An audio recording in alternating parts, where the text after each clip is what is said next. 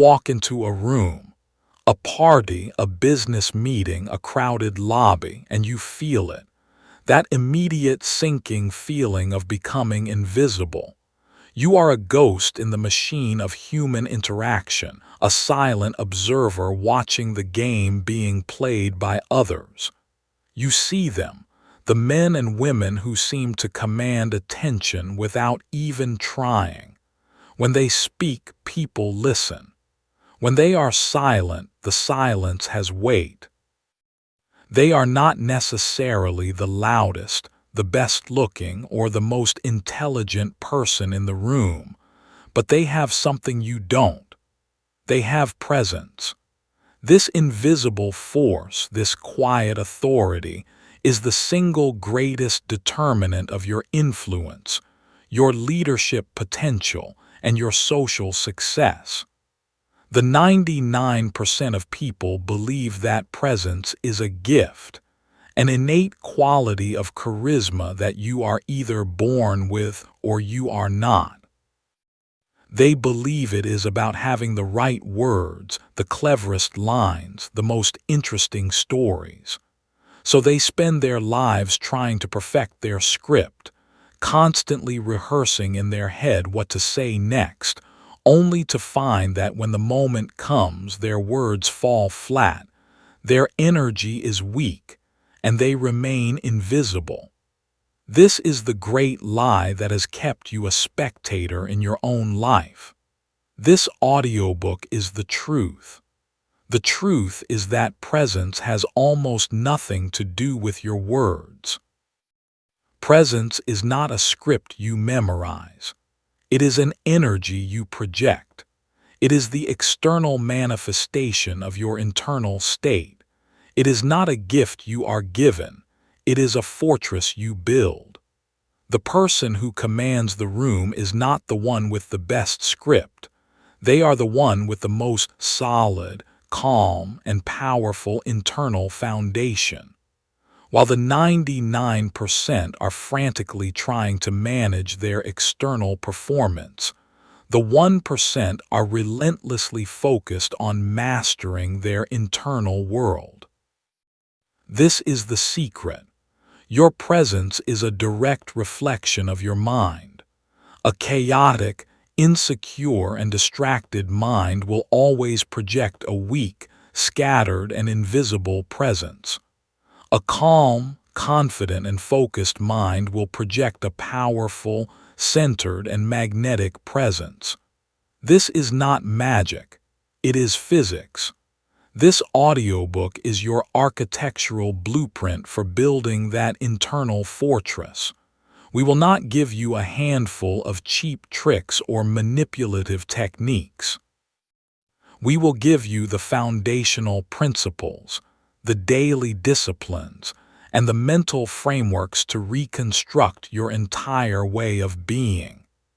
You will learn to build an inner citadel of mental stillness, to forge an unshakable core of self-conviction, and to master the unspoken language of power that is communicated through your body, your voice, and your very silence. If you are ready to stop being the ghost in the room and start being the anchor, the person whose presence is felt the moment they enter, then your real work begins now. To master this game, to truly command your world, you need a guide. That is our mission here. Subscribe to this channel right now, and you will receive the consistent, powerful insights you need to become a master of your own presence. Don't be a spectator. Subscribe now and claim your power. And if you find value by the end of this video, please leave a meaningful comment to keep motivating us to make content like this. Chapter 1: The Invisible Force, Presence as an Internal State. Before we can begin to build, we must first understand the material we are working with. We must, with absolute clarity, define what presence is, and more importantly, what it is not. The 99% of people are chasing a phantom because their entire definition is wrong. They confuse presence with its loud, flashy, and often insecure cousins: extraversion, charisma, and performance. They see the person who is the life of the party, the one telling the loudest jokes and dominating the conversation, and they think, that person has presence. They see the slick, polished presenter with the perfect script and the dazzling smile, and they think, that person has presence. This is a fundamental and catastrophic misunderstanding.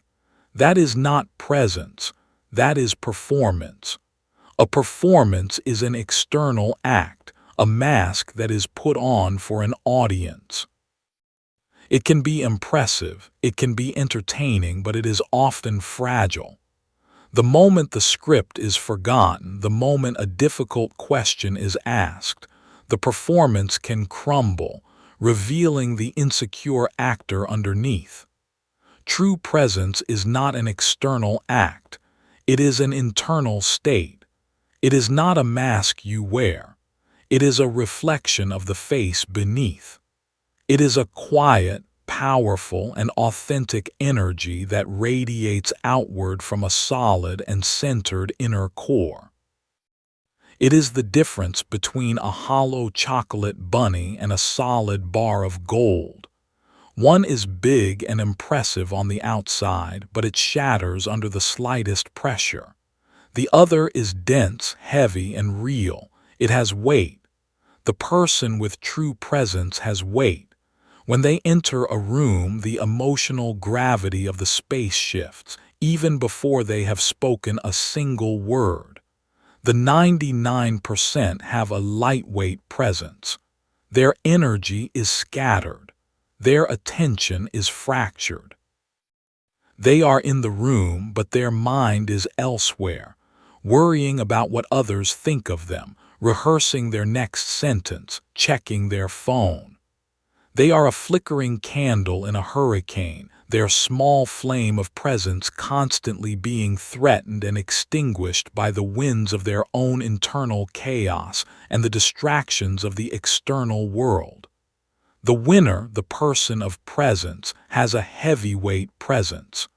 Their energy is centered and focused. Their attention is a laser beam, not a disco ball. When they are with you, they are with you. Their mind is still. Their internal world is a calm, deep lake, not a choppy, shallow pond. This stillness is the source of their power. It is incredibly rare and therefore incredibly magnetic. In a world of frantic, distracted energy, the person who can bring a sense of calm, focused centeredness to a room becomes the instant and undisputed leader. This is not a personality trait. Let me be clear. This has nothing to do with being an introvert or an extrovert. An extrovert can be a lightweight, flitting from conversation to conversation with a nervous, scattered energy. And an introvert, sitting silently in the corner, can have a presence so powerful and so dense that everyone in the room is subconsciously aware of them. Presence is a skill.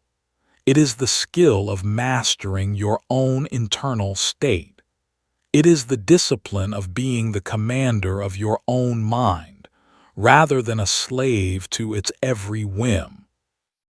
Your mission, should you choose to accept it, is to stop being a performer and to start being a builder.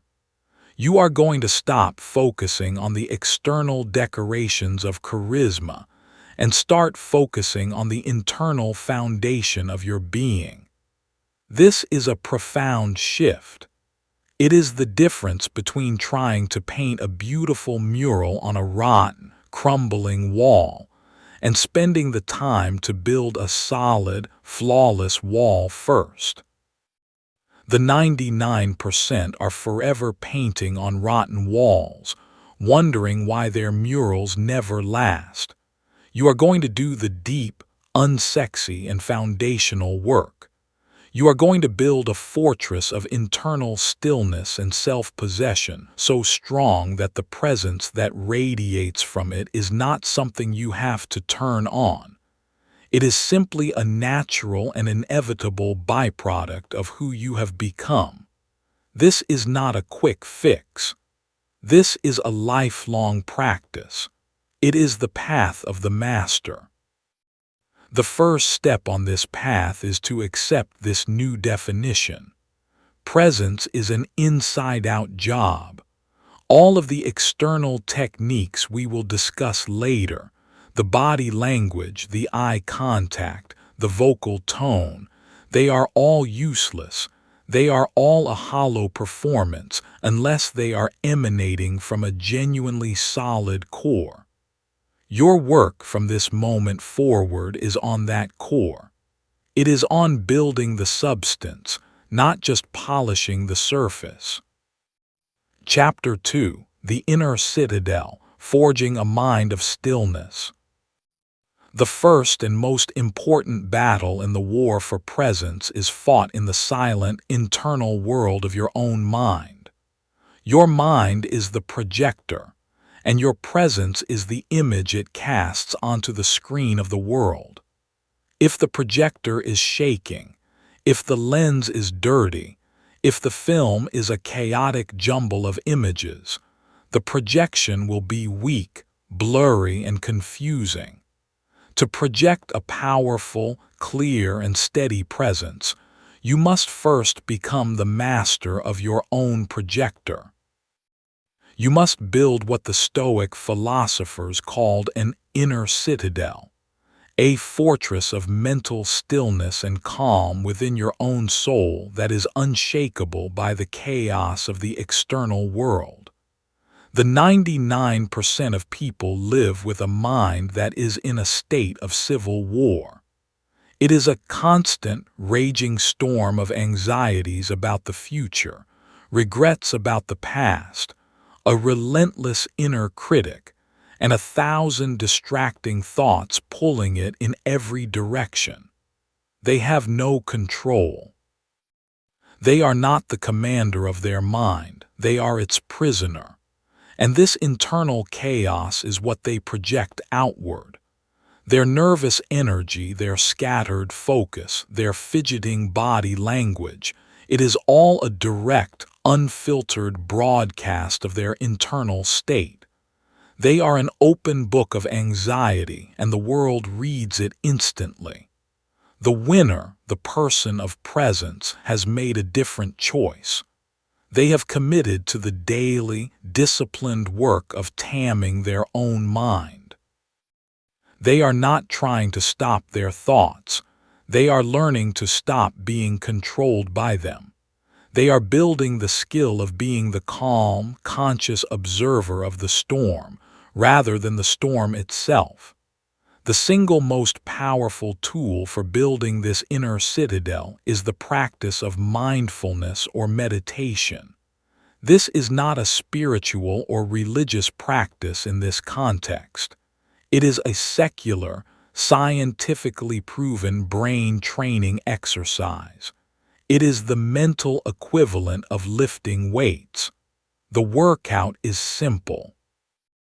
You sit in a quiet place for 10-20 minutes, you close your eyes, and you decide to place your attention on a single, neutral object, usually the physical sensation of your breath. Your only job is to keep your attention there. You will fail at this almost immediately. Your mind will wander. A thought will arise and you will be carried away by it. This is not a failure. This is the moment the workout begins. The moment you notice that your mind has wandered, you have just performed one repetition. You have just flexed the muscle of your awareness. Your next job is to gently, and without judgment, escort your attention back to your breath. You will repeat this process dozens, perhaps hundreds of times in a single session. This is the dumbbell curl for your prefrontal cortex. With each repetition, you are strengthening the neural pathways of attentional control. You are teaching your brain on a fundamental level that you are the one who decides where the spotlight of your focus goes, not your random, impulsive thoughts. The 99% will try this once or twice, find it difficult because their mind is so busy and quit, thinking they are bad at it. This is like going to the gym, finding the weights heavy and concluding you are bad at lifting. The resistance is the point. The difficulty is the sign that the training is working. A consistent daily meditation practice is non-negotiable for anyone who is serious about building presence.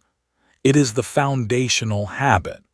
Over time, it will create a tangible change in your baseline state of being. You will become less reactive. The space between an external stimulus and your response will grow wider. You will develop a sense of inner calm that is not dependent on your external circumstances.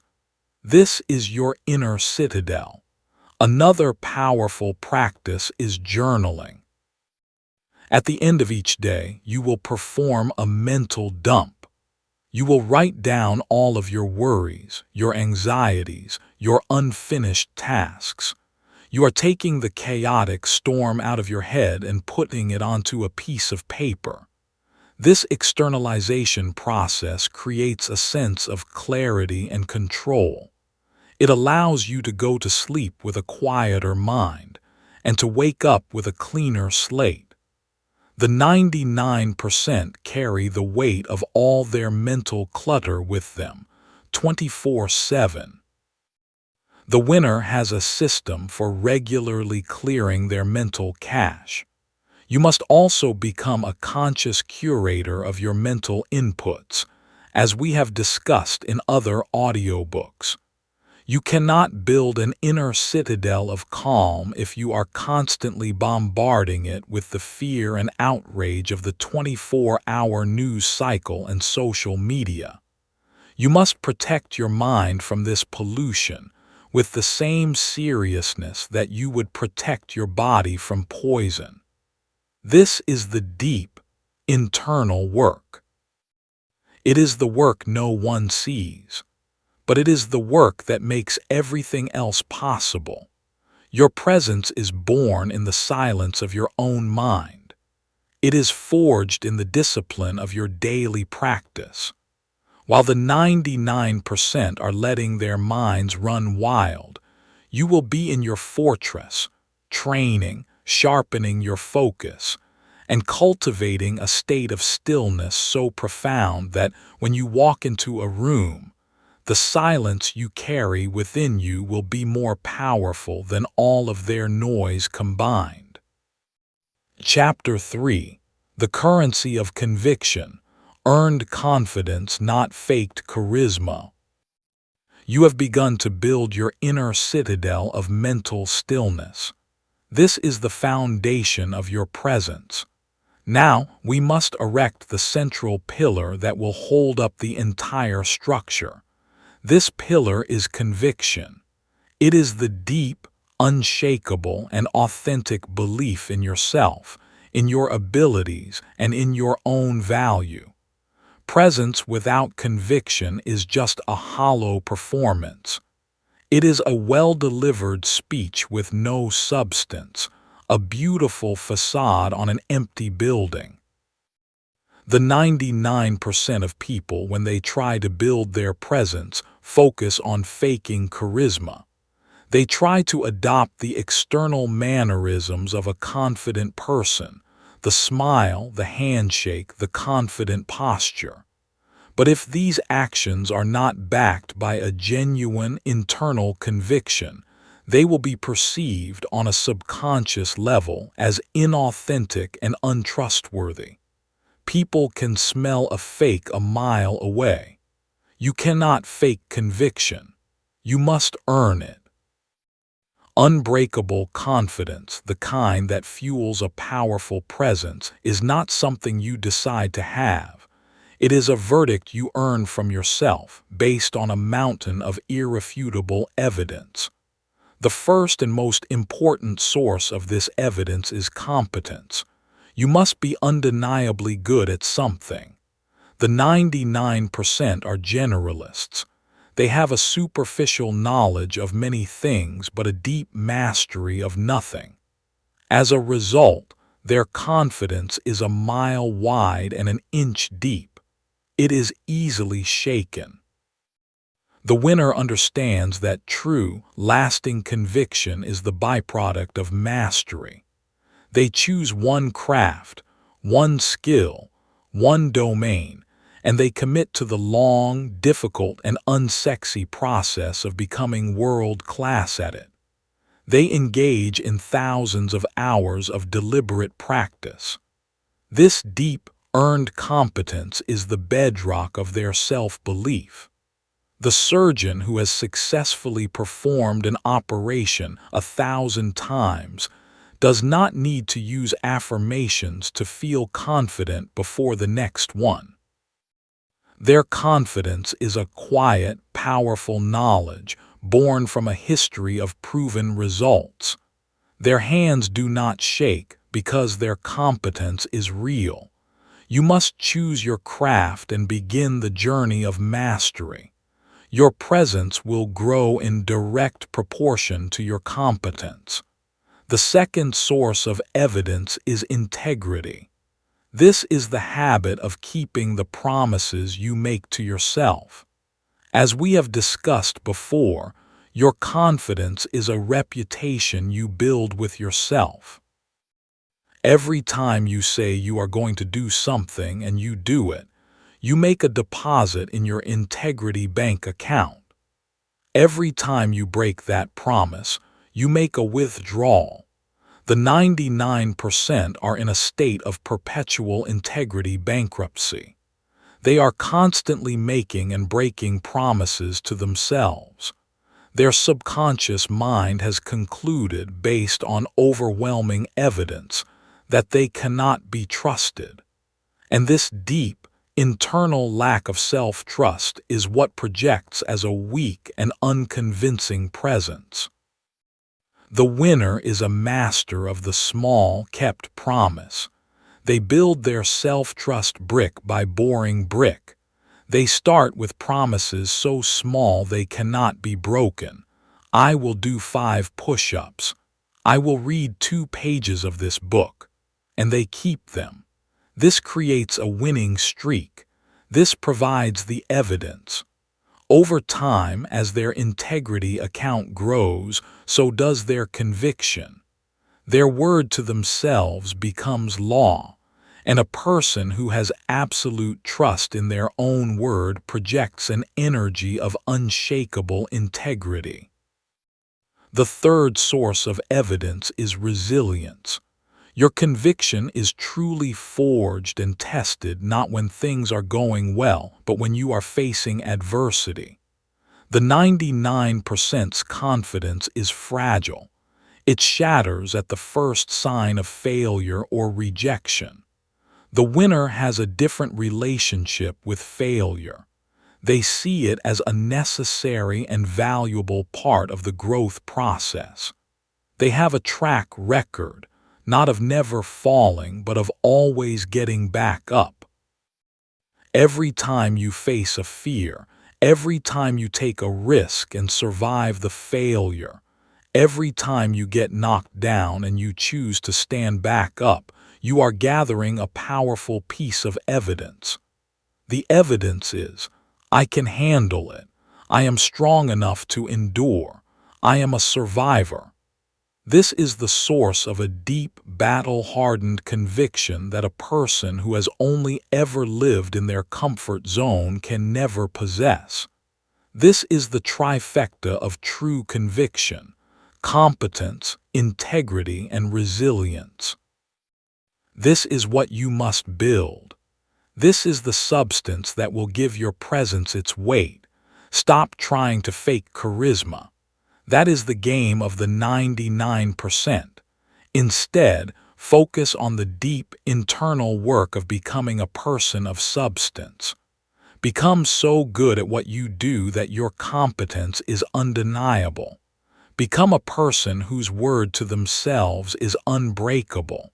And become a warrior who is forged, not broken by their struggles.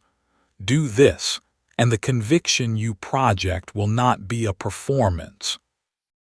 It will be an authentic, powerful, and undeniable reflection of the formidable person you have become.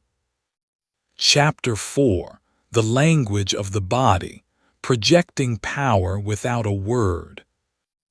Your inner world is now being fortified. You are building a mind of stillness and a core of conviction.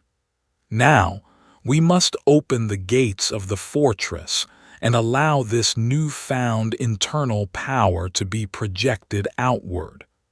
The first, most powerful, and most immediate channel of this projection is your body. Before you have spoken a single word, before you have even made eye contact, the way you carry and occupy your physical space has already communicated a rich and detailed story about your level of confidence, your status, and your power. The 99% of people are completely unconscious of this story. Their body language is a direct, unfiltered, and often tragic broadcast of their internal insecurities. They walk into a room with their shoulders slumped forward, their chest concave, their head slightly bowed. They are physically making themselves smaller, a subconscious act of submission, an apology for their own existence. When they stand, they fidget, they shift their weight, they cross their arms in a protective, defensive posture. They are a walking, talking billboard of low confidence, and the world reads the sign instantly and treats them accordingly. The winner, the person of presence, understands that their body is not just a vehicle for their mind. It is a powerful tool for shaping and broadcasting their mind. They practice the art of physiological command. They consciously and deliberately adopt the physical language of power and confidence, and in doing so, they not only change how others perceive them, they change how they perceive themselves. This is a powerful feedback loop. The first and most fundamental principle of a powerful presence is to take up space. Confidence is expansive. Insecurity is contractive. You must learn to occupy your space with a sense of unapologetic ownership. This starts with your posture. You will stand and sit tall, as if a string is gently pulling the crown of your head toward the ceiling. Your shoulders will be back and down, not hunched forward. This opens up your chest, a primal signal of openness and fearlessness. This is the posture of a leader, not a follower. Practice this right now. Feel the immediate shift in your own internal state. The second principle is stillness. The 99% are in a constant state of low-grade nervous motion. They tap their feet, they fidget with their hands, they dart their eyes around the room. This is a leakage of nervous energy. It signals a lack of comfort and a lack of control. The person with true presence has a quality of stillness.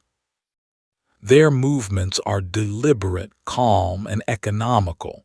They are not rushed. This stillness projects an immense amount of power.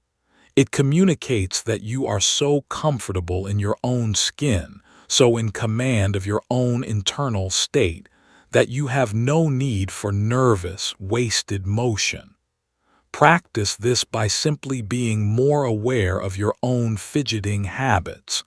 When you are in a conversation, try to keep your hands still. When you are listening, try to keep your body calm and centered.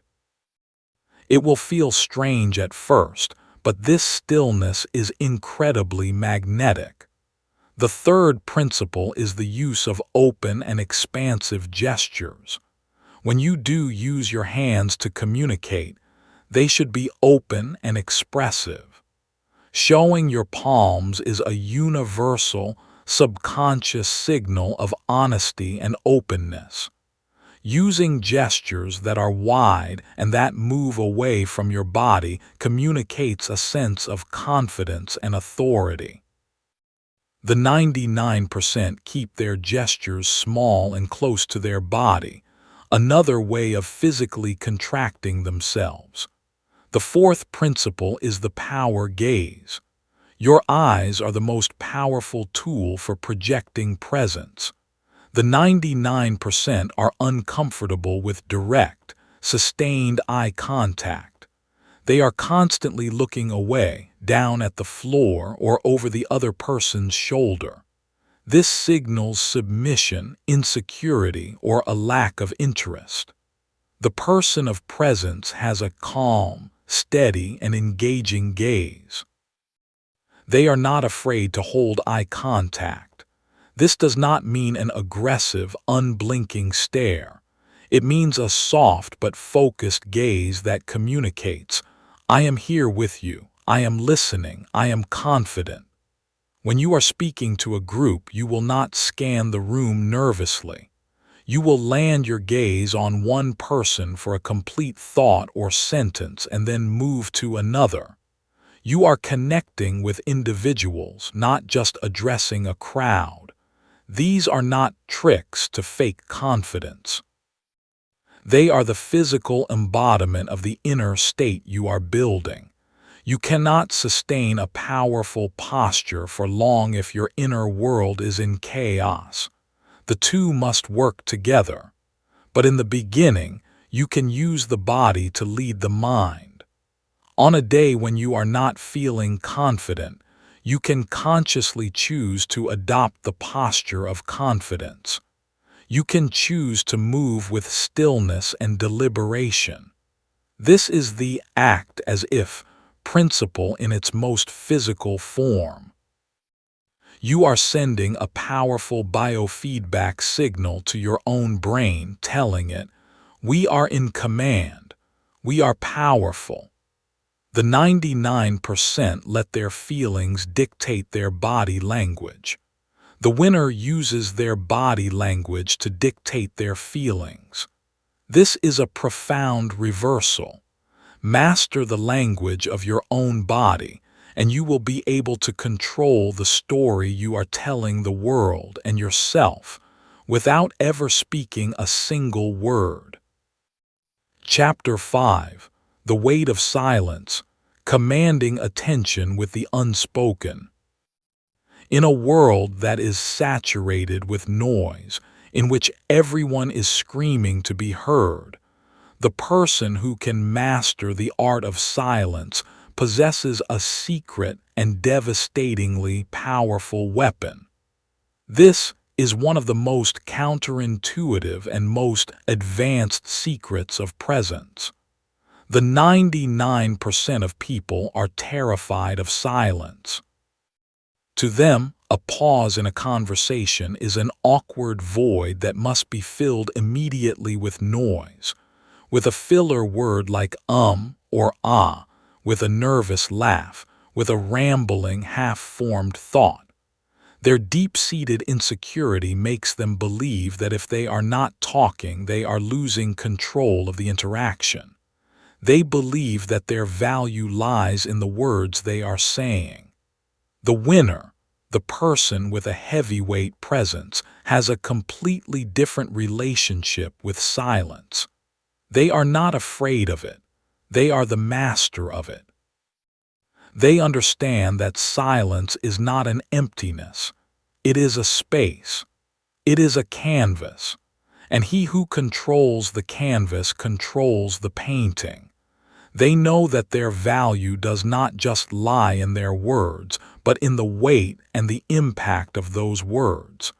And that weight is created by the strategic use of the unspoken. The first and most powerful use of silence is the deliberate pause before you speak. When you are asked a question, especially a difficult or important one, the 99% instinct is to answer immediately. This is a reactive, low-status behavior. It signals that you are anxious to please, that you have not taken the time to truly consider the question. The person of presence does the opposite. They will receive the question, they will hold eye contact, and they will allow a moment of silence to pass.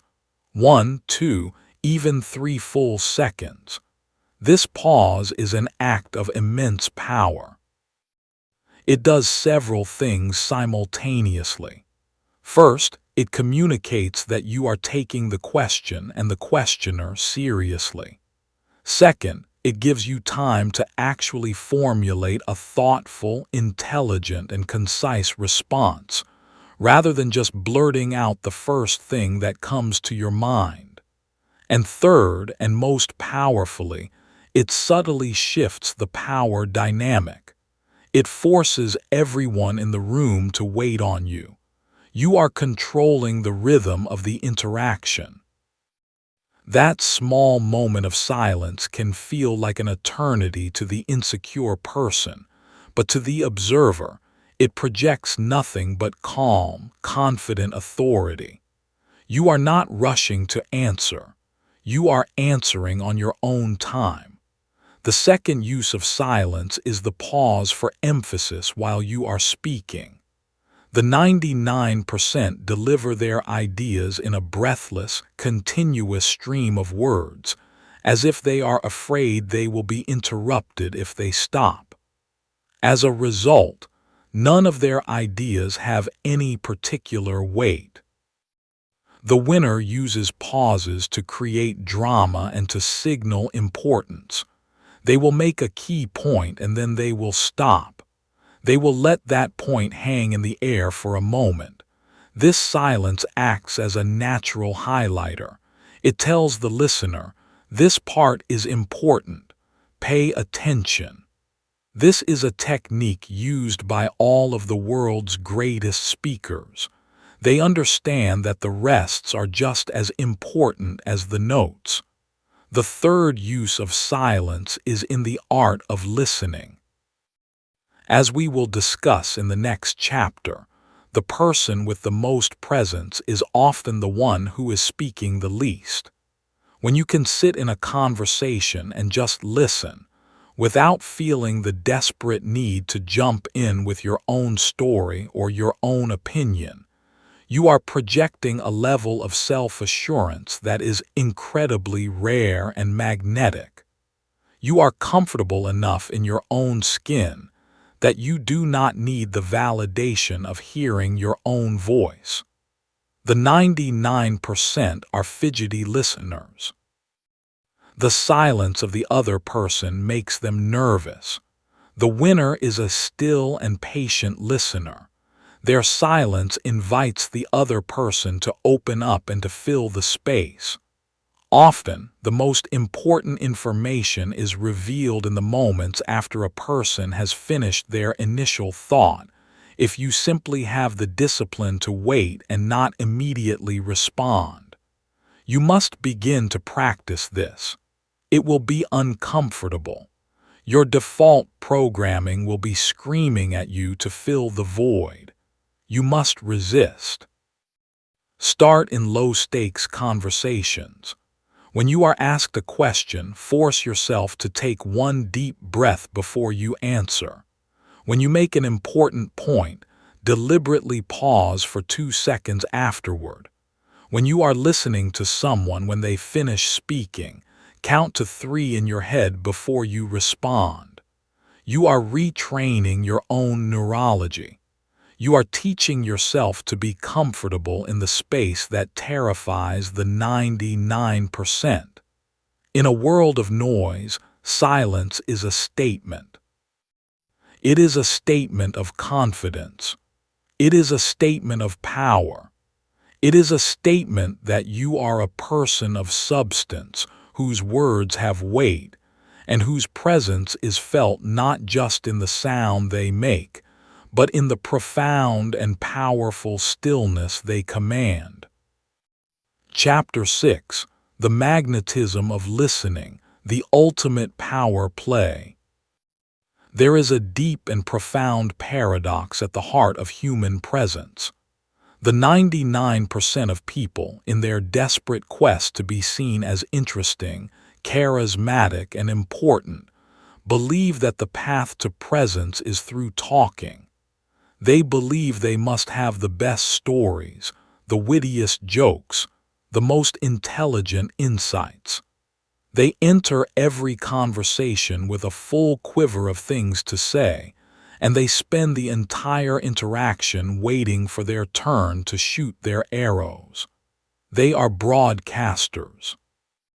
They are performers, and they are almost always, on a deep level, uncharismatic. The sixth and most counterintuitive habit of a person with unbreakable presence is that they have mastered the art of listening. They understand a secret that the 99% will never grasp. The most interesting person in the room is often the person who is most interested. The person who has the most influence is often the person who speaks the least. True power does not come from broadcasting your own importance. It comes from making the other person feel important. Why is deep listening so powerful? First, it is incredibly rare. In the modern world of distraction, to give another human being your full, undivided attention is one of the most generous and valuable gifts you can offer. To be truly seen, to be truly heard, is a deep and universal human craving. When you can provide this gift, you become instantly and incredibly magnetic. The person you are listening to will feel a powerful and often subconscious sense of rapport and trust with you. Second, listening gives you all the power because it gives you all the information. While the 99% are busy talking, revealing their motivations, their insecurities, and their agendas, the master listener is quietly gathering data. They are learning what the other person values, what they fear, what they truly want. This is invaluable intelligence that can then be used to persuade, to negotiate, and to build a deeper connection. The talker is showing their cards. The listener is studying the entire table. Third, listening projects immense confidence. It communicates that you are so secure in your own value that you do not need to constantly prove it by dominating the conversation. It signals that you are not seeking validation from the other person. You are there to understand them. This is a high-status leadership behavior. The person who is desperate to be heard is the one who feels they are not important. The person who is calm and patient enough to listen is the one who knows they are. So how do you move from being a superficial hearer to a master listener? The first step is a shift in intent. You must enter every conversation not with the goal of what can I say, but with the goal of what can I learn. You are not a performer, you are a detective. You are a student. Your primary mission is to understand the other person's world as they see it. The second step is to master the art of the open-ended question. The 99% ask closed, dead-end questions that can be answered with a yes or no. The winner asks questions that begin with what, how, and why. Instead of, did you have a good weekend? You ask, what was the highlight of your weekend?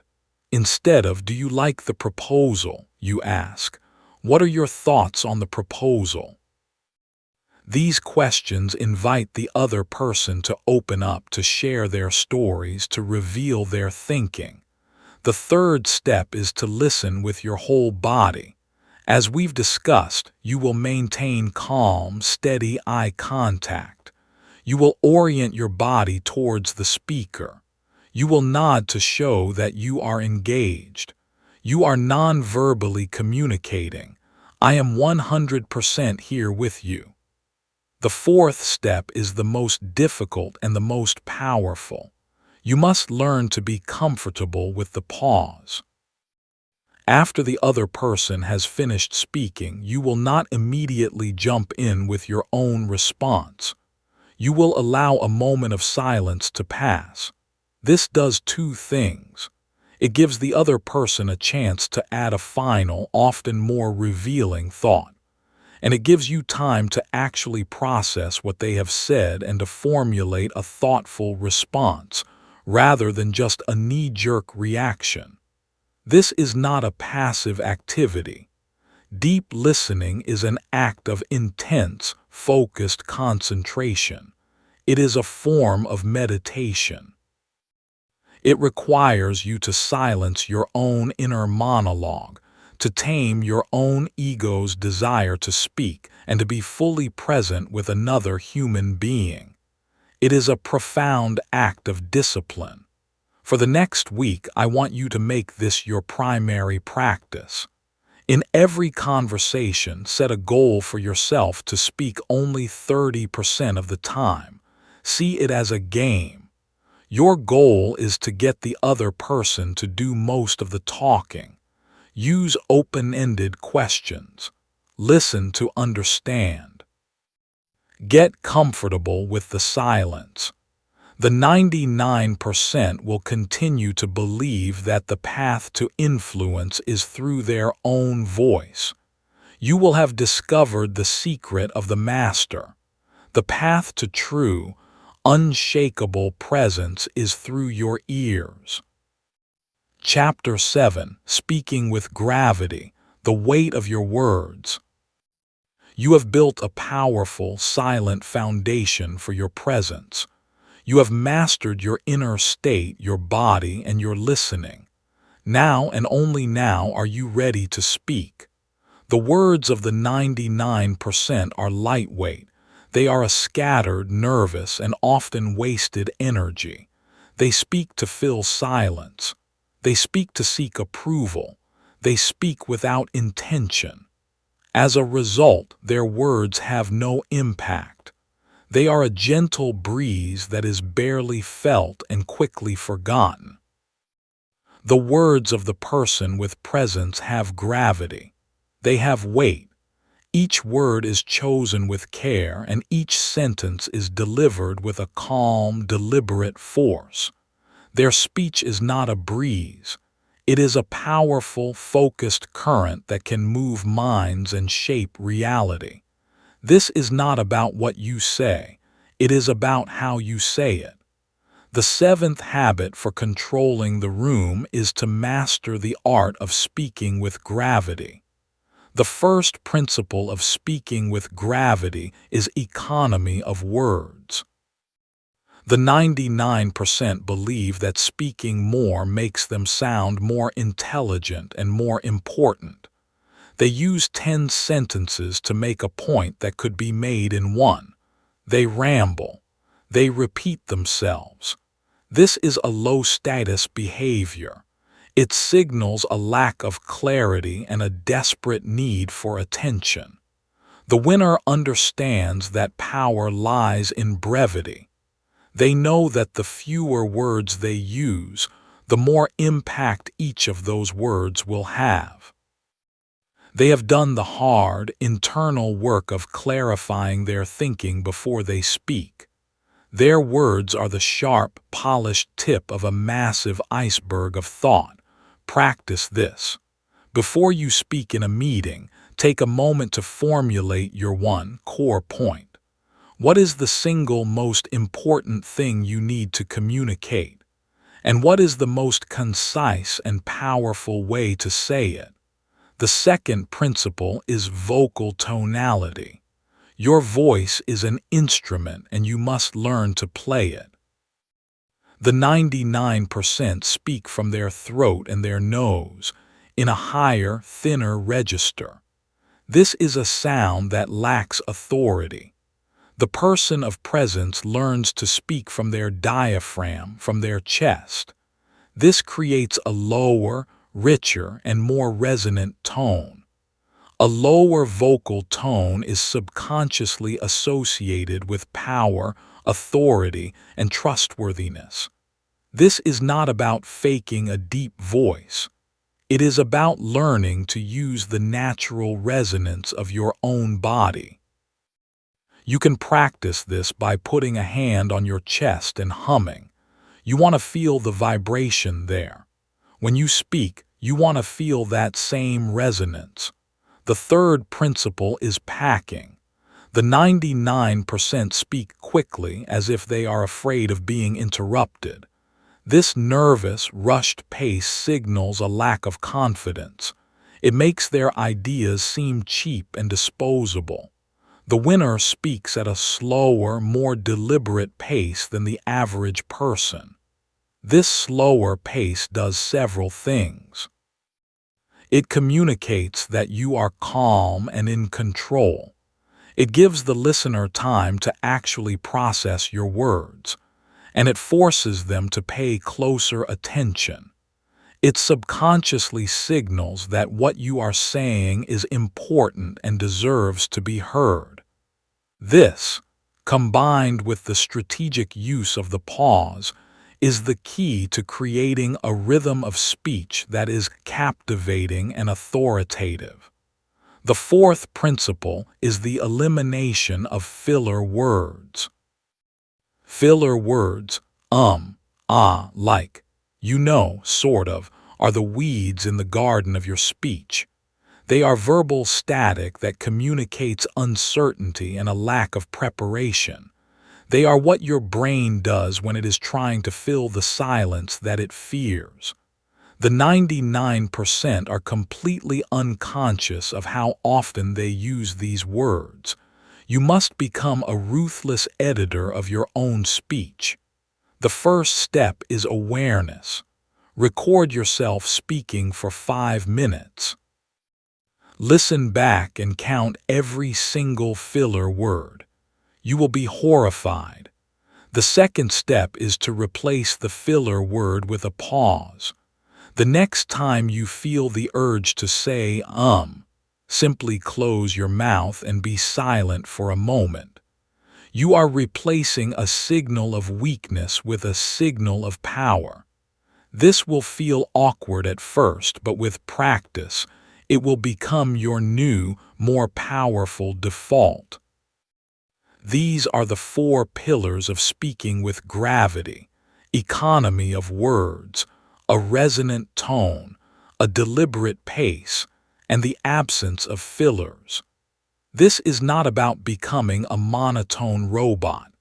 It is about building a foundation of vocal power upon which you can then layer your personality and your emotion. You are transforming your voice from a tool of nervous self-expression into an instrument of deliberate influence. The 99% are focused on what they are going to say. The winner is equally focused on how they are going to say it. Master this, and your words will no longer be a scattered breeze. They will be a force of nature. Chapter 8: The Energy You Project, the Power of Intention. We have now covered the mental, the physical, and the verbal components of presence. But there is one final, more subtle yet profoundly powerful element that we must master. It is the invisible current that flows beneath all of your actions and all of your words. It is the energy you project. Every person who enters a room brings an energy with them. It is an intangible quality, a vibe. that everyone else in the room can feel on a subconscious level, even if they cannot articulate it. The 99% of people are completely unconscious of the energy they are projecting. Their energy is an accidental byproduct of their mood, their stress levels, and their internal state. On a good day, they might project a positive energy. On a bad day, they walk into a room like a black cloud of negativity, draining the life out of the space without even realizing it. Their energy is a matter of chance. The winner, the person with a masterful presence, understands that the energy they project is not an accident. It is a choice. It is a deliberate creation. And the tool they use to create their energy is the power of intention. Before you walk into any room, before you enter any interaction, you must pause for a moment and set a clear intention for the energy you want to bring. This is a profound and transformative habit. It is the act of becoming the thermostat of your own energetic state, rather than the thermometer that simply reflects the temperature of the room. This is not about faking an emotion. It is about choosing a state of being. The first and most powerful intention you can set is the shift from a getting frame to a giving frame. The 99% enter most interactions with a getting frame. They are there to get something, to get approval, to get a sale, to get validation, to get their point across. This getting energy is contractive. It feels needy. It feels selfish. It puts other people on the defensive. The winner, before they enter a room, sets the intention to operate from a giving frame. They ask themselves, how can I add value in this situation? How can I help? How can I serve? How can I lift the energy of this room? They are not there to get, they are there to contribute. This giving energy is expansive. It is generous. It is incredibly magnetic. People are drawn to the person who is there to give, not to take. This single shift in intention will radically change the way people respond to you. A second powerful intention is to choose your desired emotional state. Before you walk into a high-stakes negotiation, you might set the intention. I will bring an energy of calm, unshakable confidence. Before you give a presentation, you might set the intention. I will bring an energy of passion and enthusiasm. Before you go home to your family after a long day, you will pause at the door and set the intention. I will bring an energy of presence and love. You are consciously choosing the emotional flavor you want to bring to the interaction, rather than letting your residual stress from the previous event contaminate the new one. This is a profound act of emotional discipline. The third intention you must master is the intention of curiosity. The 99% enter conversations with an energy of judgment. They are quick to label, to categorize, and to form opinions. This energy is repelling. The winner cultivates an energy of genuine, open-minded curiosity. They are not there to judge. They are there to understand. This curious energy is what makes them a masterful listener. It is what allows them to ask powerful questions. It is what makes them seem wise and approachable. People will open up to a person with a curious energy in a way they never would with a person who has a judgmental one. This practice of setting your intention takes less than 30 seconds. It can be done in your car before you walk into the office. It can be done in the elevator before you walk into the meeting. It is a small, invisible act that has a massive and visible impact. It is you, the director, deciding on the emotional lighting for the upcoming scene. The 99% are just actors, stumbling onto a randomly lit stage. This is the art of state management. It is the highest level of personal power. You are no longer a victim of your own moods or the energy of the people around you. You are the source. You are the generator.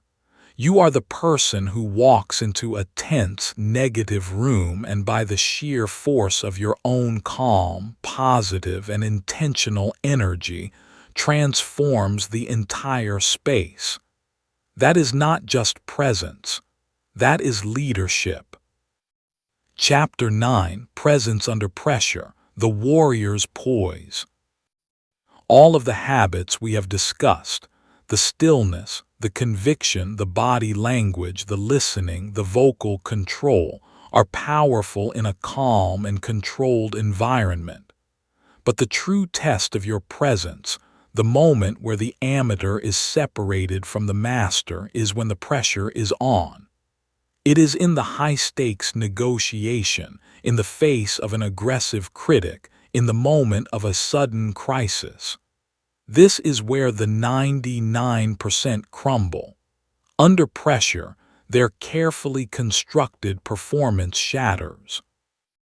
Their voice gets higher. Their movements get faster.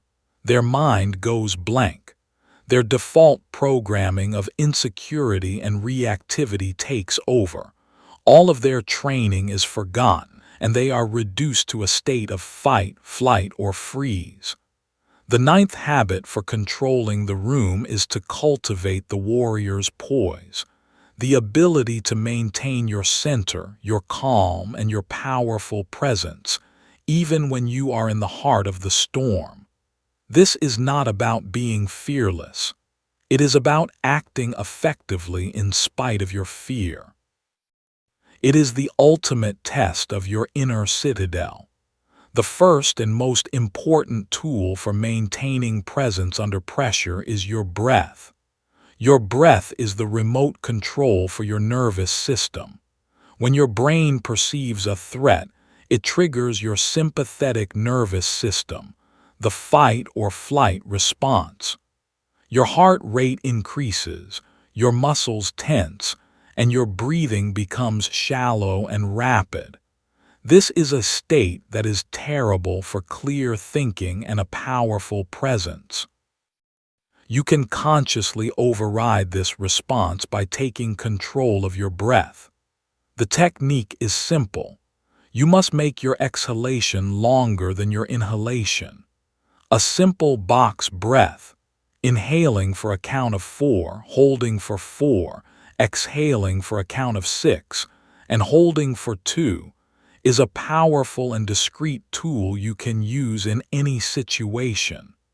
This slow, extended exhalation stimulates your vagus nerve and activates your parasympathetic nervous system, the rest and digest response. It sends a powerful signal to your brain that says, "We are safe, we are in control." The 99% let the pressure dictate their breathing. The winner uses their breathing to dictate their response to the pressure. The second tool is the deliberate pause, which we have already discussed. Under pressure, this tool becomes even more critical. The amateur's instinct is to react immediately. The warrior's discipline is to pause. That 1 to 3 seconds of silence is your moment to breathe, to recenter, and to engage your thinking mind instead of your reactive, emotional mind. It is the space where you move from being a victim of the situation to being the commander of your response. The third tool is detachment from the outcome. The 99% are crushed by pressure because their entire sense of self-worth is tied to winning the negotiation, to getting the approval of the critic, to solving the crisis perfectly. The warrior has a different focus. Their focus is not on the outcome, which they cannot fully control. Their focus is on their process, which they can. Their goal is not to win, but to execute their plan with excellence and integrity. By detaching from the outcome, they liberate themselves from the crippling fear of failure. They are free to act with clarity and courage because their identity is not on the line. The fourth tool is focus on the other person. When you are under pressure, the natural instinct is to turn your focus inward, to your own churning stomach, your own racing heart, your own panicked thoughts. This is a downward spiral. The warrior knows that the best way to escape their own internal storm is to place their focus entirely on the other people in the room. You will get intensely curious. What is the other person feeling? What is their core motivation? What is the problem they are trying to solve? By becoming the observer, the anthropologist, you are moving from the position of the observed to the position of the observer. This is a massive power shift. It takes you out of your own head and puts you back in control. These are not just techniques, they are drills. You must practice them. You can practice by deliberately putting yourself in low-stakes, stressful situations. Take a cold shower. Go to a public speaking club like Toastmasters. Negotiate the price of your next coffee. You are building calluses on your nervous system. You are inoculating yourself against pressure. The 99% avoid pressure. They pray for a life without storms. The warrior knows that the storms are what make them strong.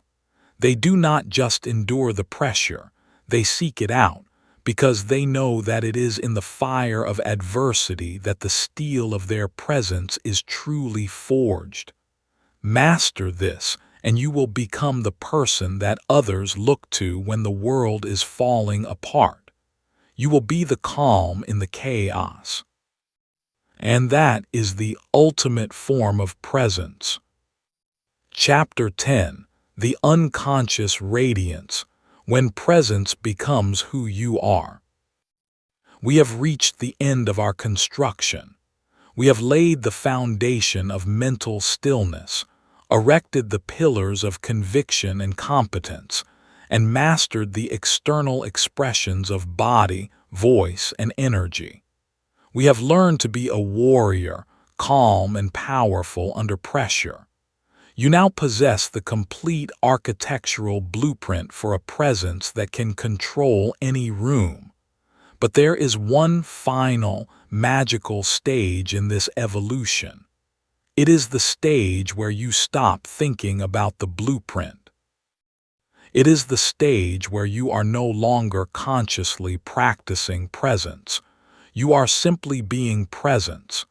It is the moment the skill becomes so deeply ingrained that it dissolves into your very identity. This is the stage of unconscious radiance. Think about learning any complex skill like playing the piano. In the beginning, it is a clumsy and conscious process. You are thinking about every single finger placement, every note, every rhythm.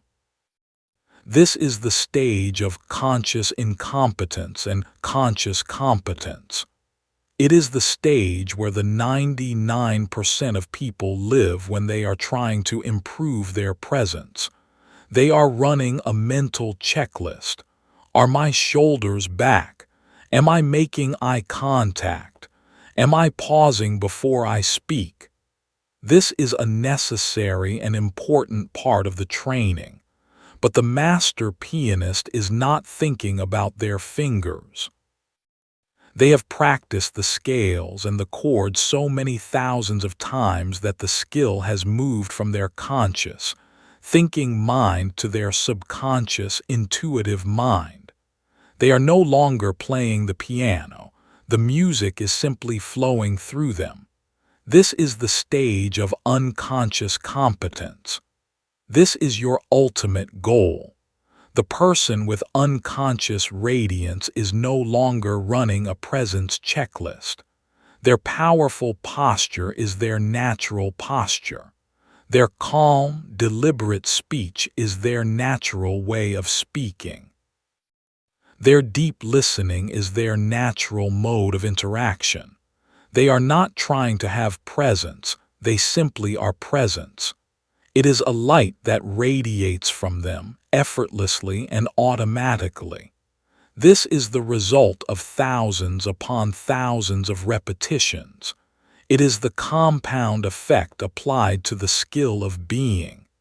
Every time you consciously corrected your posture, you were carving a new neural pathway. Every time you deliberately paused before you spoke, you were deepening that groove.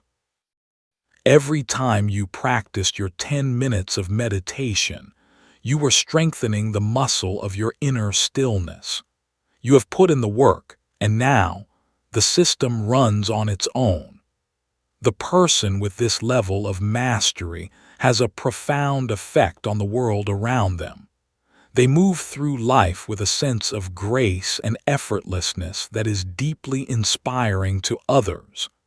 They are the natural leader that people are drawn to, not because of their title or their authority, but because of the sheer power and authenticity of their being. They are the person who can calm a frantic room simply by entering it. They are the person who can inspire action not with a hype-filled speech, but with a few, quiet, well-chosen words. This is not something you can hack. This is not something you can achieve in a weekend seminar.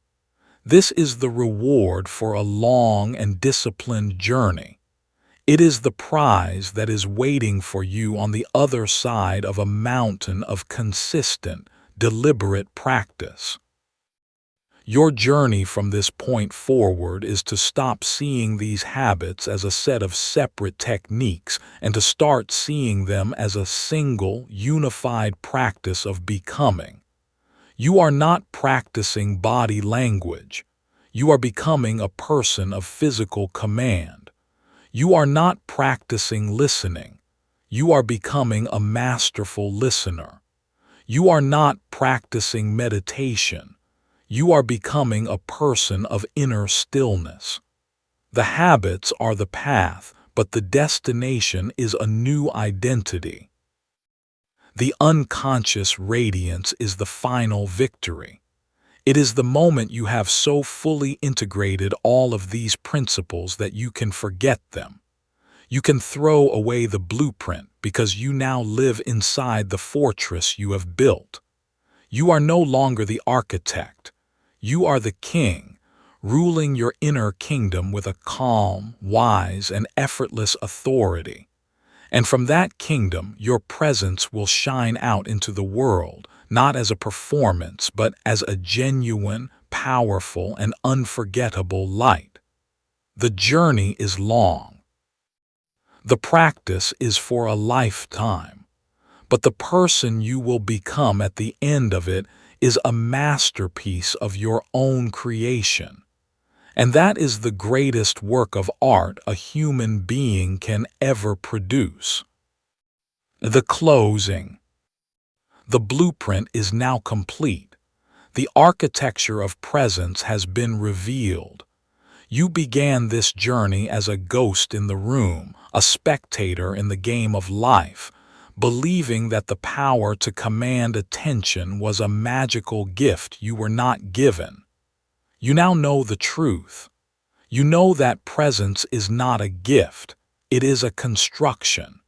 It is an internal fortress that is built, brick by brick, with the mortar of your daily discipline. You have been given the tools. You know that it starts with the mind, with the forging of an inner citadel of stillness. You know that it is built on the bedrock of earned competence and unshakable self-trust. You know that it is expressed through the powerful, unspoken language of your body, your silence, and your listening. You know that it is a choice, an energy, an intention you bring into every room you enter. And you know that it is a skill that is forged and hardened in the fires of pressure. This knowledge is now yours. But knowledge on its own is a powerless academic thing. The chasm between knowing the blueprint and actually building the fortress is where 99% of all human potential dies. Most people will listen to this. They will be inspired. They will agree. And then tomorrow they will revert. The chaos of their own mind will reclaim its territory. The comfort of their old, slumped posture will feel like home. The fear of silence will cause them to fill it with nervous chatter. They will remain a performer, a ghost, a lightweight. You are not most people. You have listened to the end because you are an architect. You are a builder. You are ready to do the deep, unsexy, and foundational work that an extraordinary life demands. Your journey starts not with a grand gesture, but with the next small, conscious choice you make. It is the choice to sit in silence for 5 minutes tomorrow morning. It is the choice to pull your shoulders back right now as you are listening to these words. It is the choice to pause for 1 extra second before you answer the next question you are asked. It is in these small, deliberate acts of construction that your entire fortress will be built. This is no longer just about controlling a room. This is about controlling your life. It is about earning your own respect. It is about becoming a person of substance, of weight, of gravity.